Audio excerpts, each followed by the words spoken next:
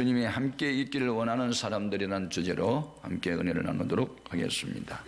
이 세상에는 함께 있노라면 마음이 기쁘고 새 힘을 얻고 도전을 받고 그리고 용기를 얻는 그런 사람이 있어요.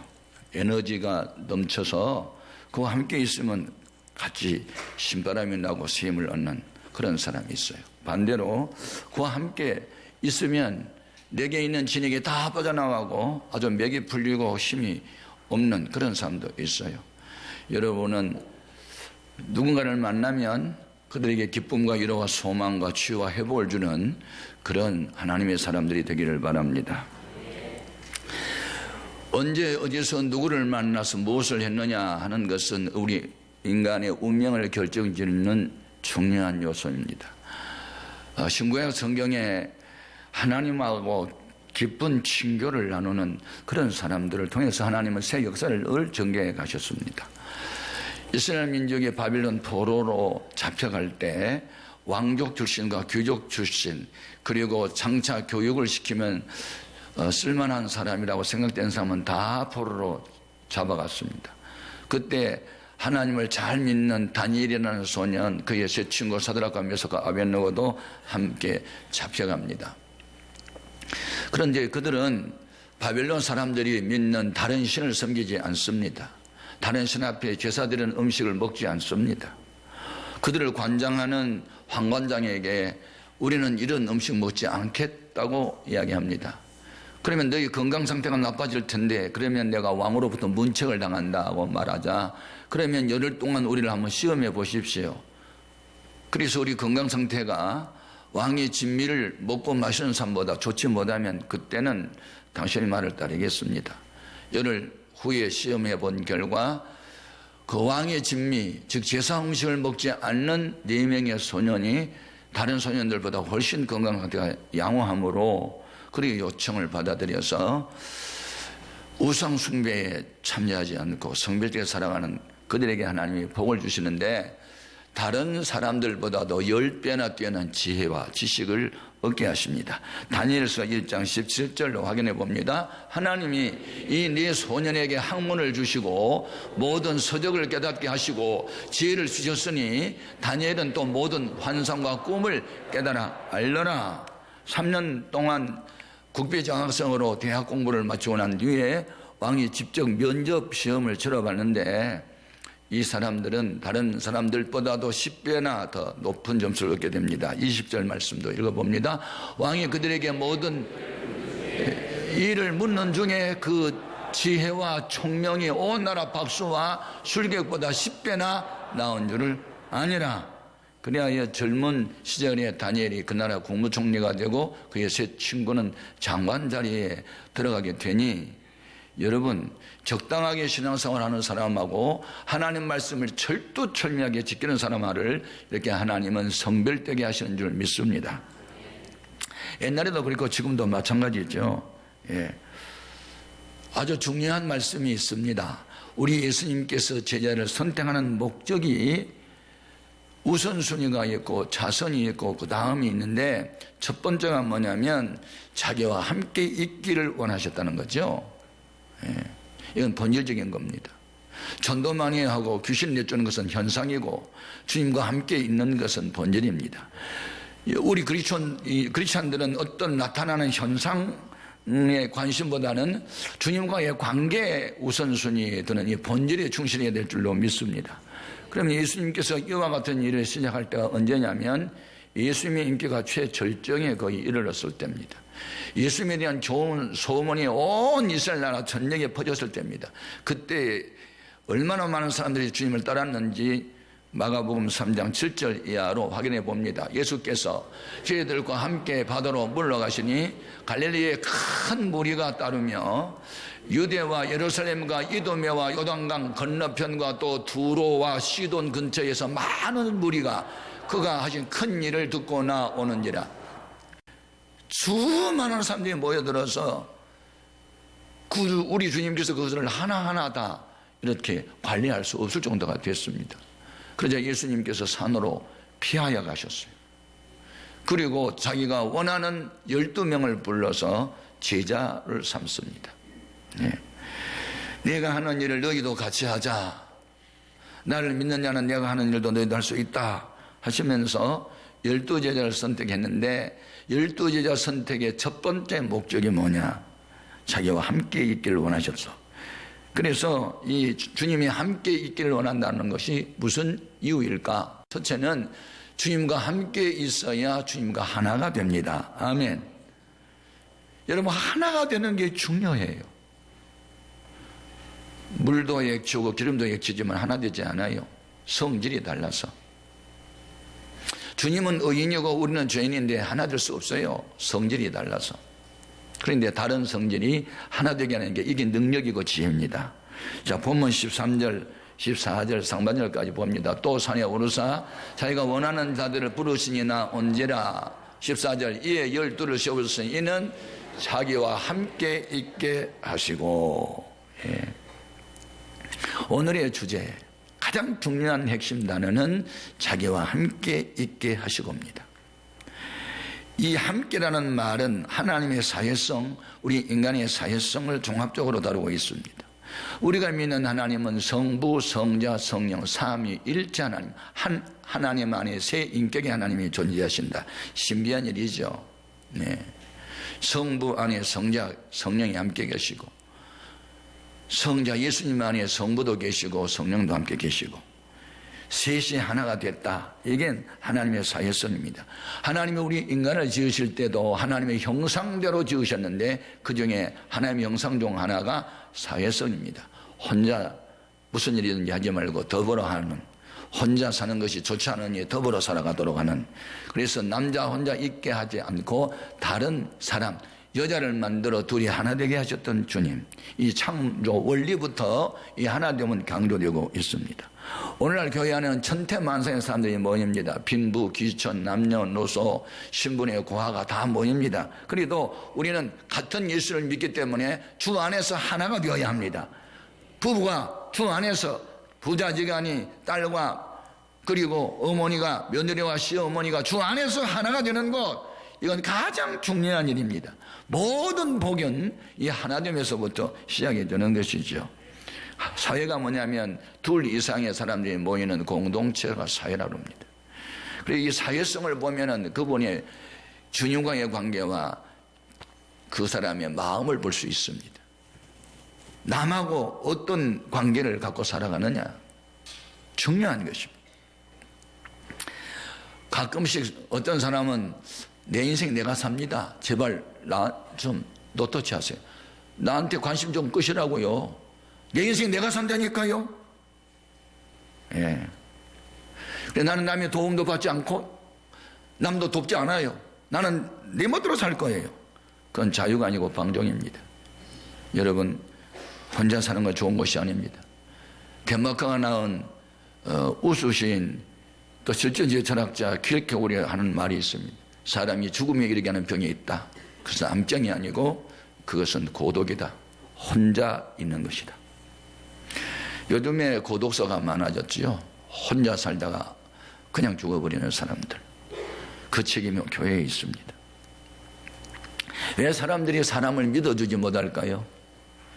사람들이 상처를 너무 많이 주니까요. 믿었던 친구가 배신합니다.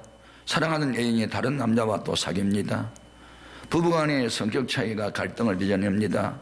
부모에게 있어서는 자녀들이 무거운 짐이 되고 자기들에게는 병약해진 부모가 짐이 되고 서로 짐이 되는 것 싫습니다. 그러니 평안이 없고 안식도 사라집니다.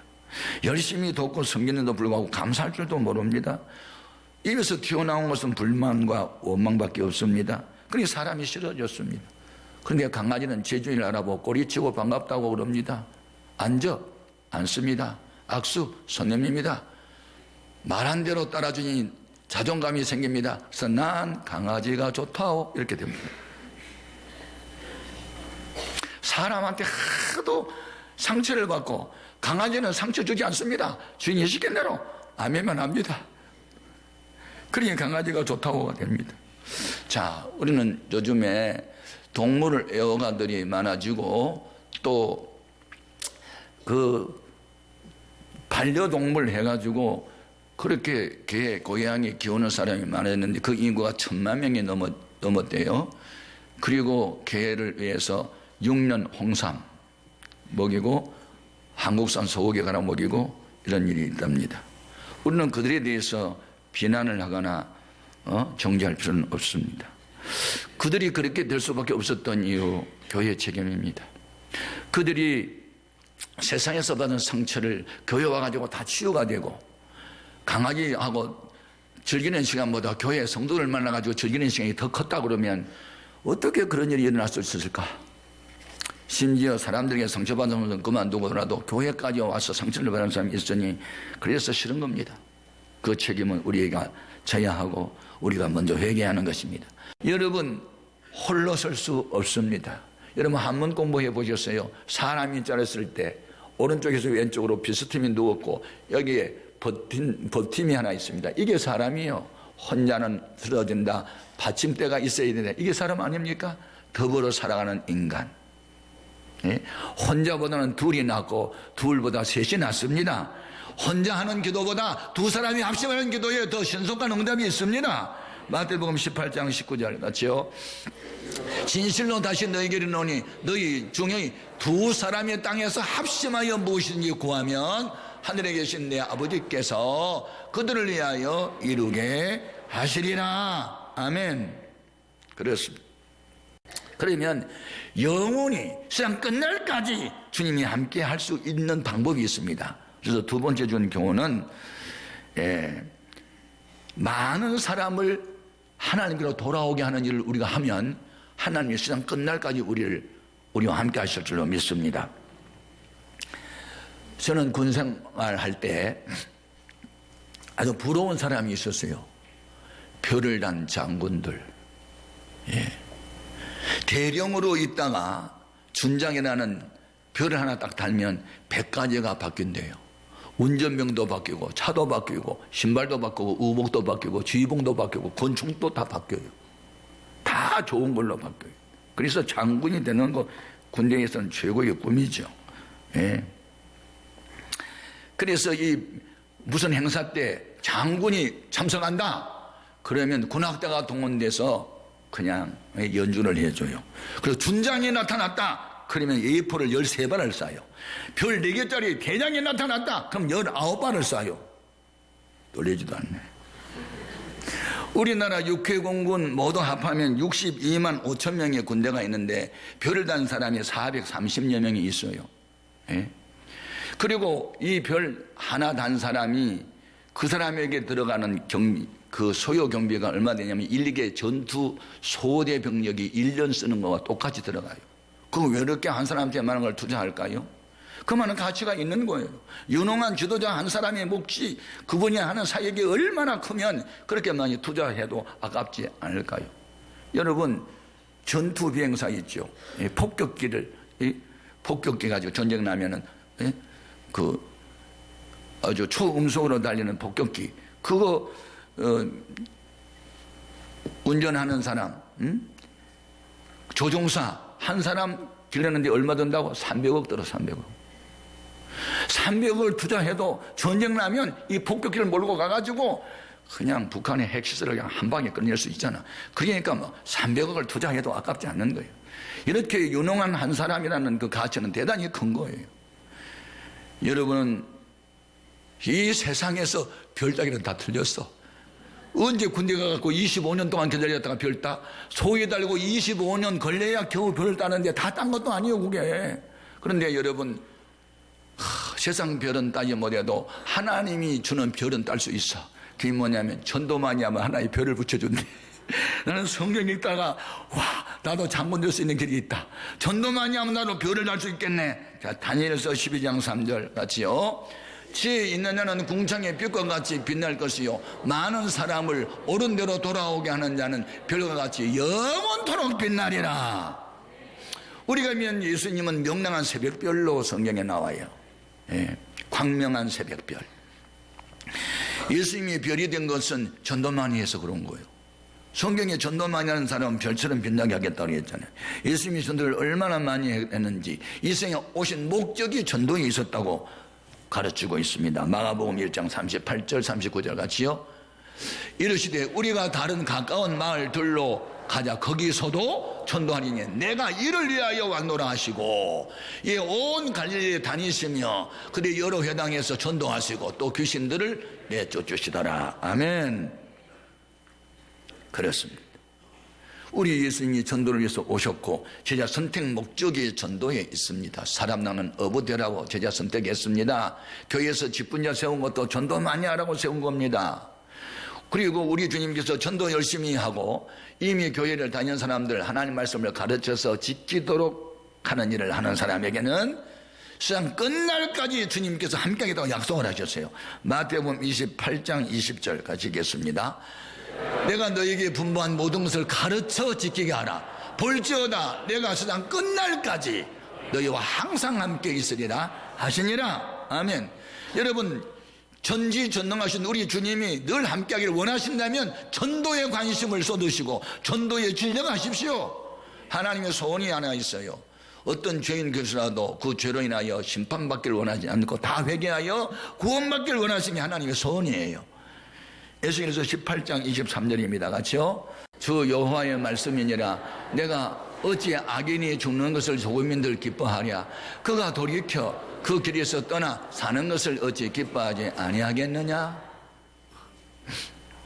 악인이 망하는 것 주님 기뻐하지 않아요. 그리고 돌이켜 리펜텐스에서 회개를 해서 그 길에서 떠나 사는 것을 내가 기뻐하지 아니하겠느냐. 아니하겠느냐.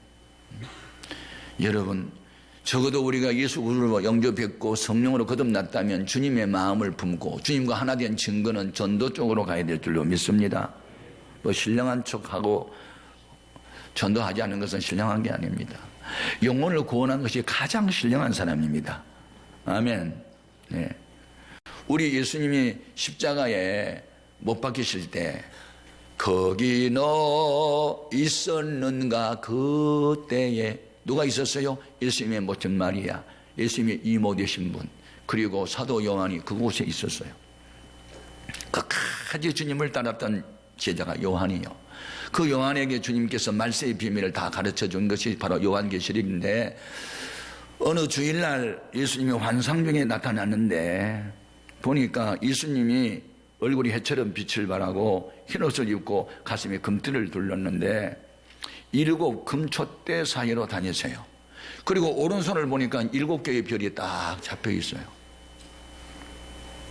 그리고 가르쳐줘요. 이것이 무엇인지. 예? 요한계시록 1장 20절 같이요. 네가 본 것은 내 오른손의 7별의 비밀과 또 7 금촛대라. 7별은 7교회의 사자요 7 촛대는 7교회니라. 아멘. 여기서 7이라는 말은 완전수입니다.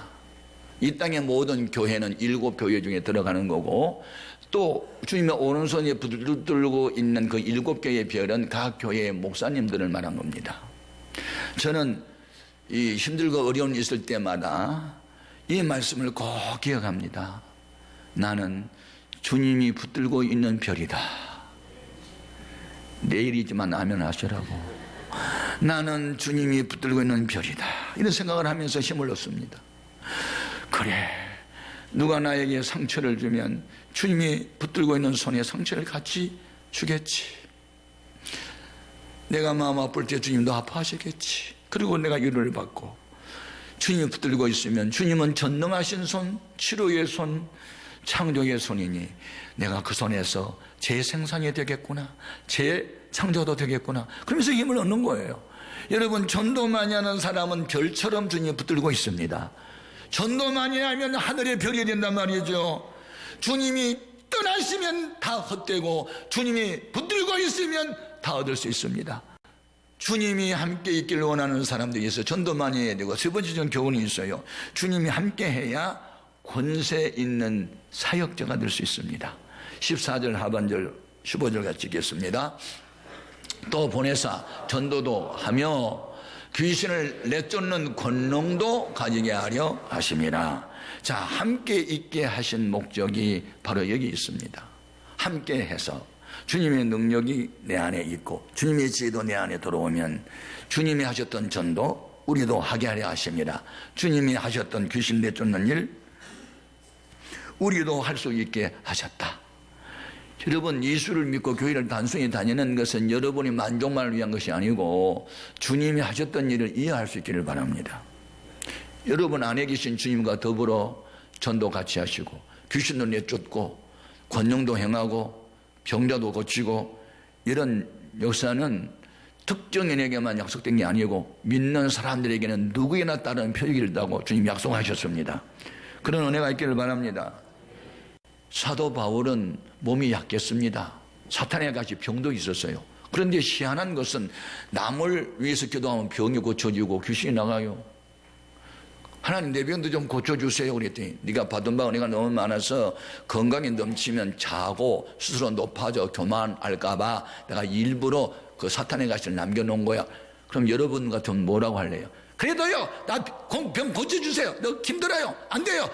고쳐줘요. 그러지. 근데 사도 바울은 그렇지 않았어요. 아 그렇습니까? 내가 약한 상태에 있어야 주님의 강한 능력이 임한다고요? 알았어요.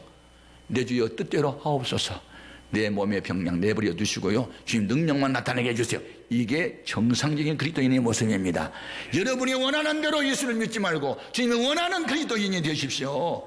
이게 주님 중심입니다. 아멘. 그래서 주님이 함께하는 사람의 권세가 나타나니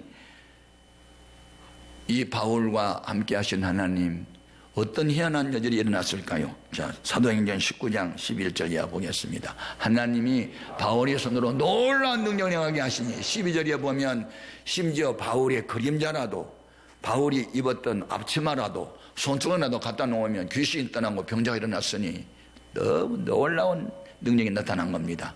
주님이 함께한 증거입니다. 이것을 영권이라고 말합니다.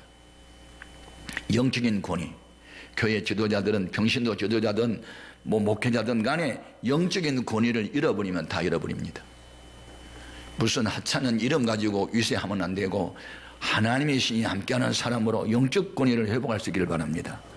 그 사람 하나님이 함께한 사람입니다. 그 사람 하나님이 함께한 사람입니다. 이런 권위 말입니다. 어떤 사람이 그런 권위가 있어요? 주님과 늘 함께하는 시간을 많이 가진 사람, 성경 많이 읽고 기도 많이 하는 사람, 주의 영이 함께하는 사람, 영적인 권위, 말한 대로 되어버리는 권세. 영적인 권위를 가지면 말한 대로 됩니다. 말한 대로 됩니다. 입으로 시인한 대로 되는 것이죠. 이런 권세는 주님과 함께 있는 사람에게만 나타나는 일이죠. 그래서 주님 떠나가면 내 생명 헛되네, 주 함께 계시면 점하기는 힘없네. 저는 어디 갔다 올라오는 길에 80이 훨씬 넘은 곱게 고운 우리 교회 여신도 한 분을 만났습니다. 나이 많으신 할머니. 어디 가십니까? 목욕탕에 가요. 내일 주일이잖아요. 주님을 만나려면 깨끗해져야 되니까요. 제가 이 말에 뿅 갔습니다. 계속 돌아오는데 할머니 하는 말이 내 가슴이 상했습니다. 내일 주일이잖아요. 주님을 만나려면 깨끗하게 있어야 되니까요. 그 순진함, 그 정직함, 그 청결한 양심, 주일을 바로 지키기 위해서는 토요일날 모욕을 해야 된다는 이 마음가짐, 가슴이 찡했습니다. 그런 사람의 얼굴을 보십시오. 얼마나 화평한지, 얼마나 고우신지. 영권 아무나 받는 게 아닙니다. 어린아이처럼 순진하고 정직하고 주님 사랑하는 마음이 대단한 이런 사람들, 주의 신은 언제나 함께 할 것입니다. 여러분, 이 세상에서 가장 큰 행복, 가장 큰 영광 무엇입니까? 주님이 함께하는 사람입니다. 평생 소원, 주님과 함께 살아가는 겁니다. 그 같은 은혜가 있기를 주님의 이름으로 축복합니다.